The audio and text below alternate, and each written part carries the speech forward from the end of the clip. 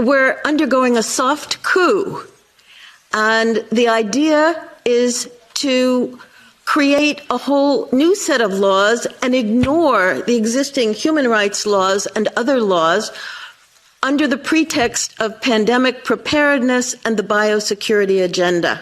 The WHO is developing through all its nations, but with the WHO Directorate in the United States in charge, a pandemic treaty and amendments to the existing international health regulations that will remove the human rights protections currently embedded in the IHRs, will enforce surveillance, censorship, get rid of freedom of speech, require governments to censor and only push a single narrative.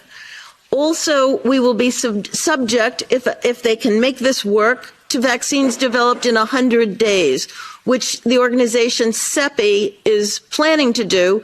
And one of the people who founded CEPI was Jeremy Farrar, who is now the chief scientist at the WHO, to bring this forward. Other things that the amendments do is to bind the states so they're no longer recommendations but enforceable edicts, provide a liability shield, get rid of intellectual property rights, move supplies from one country to another, enforce digital passports, and the Director General of WHO can demand that a pandemic or a potential pandemic exists. He can just declare it with no standards, and then countries around the world will have to obey.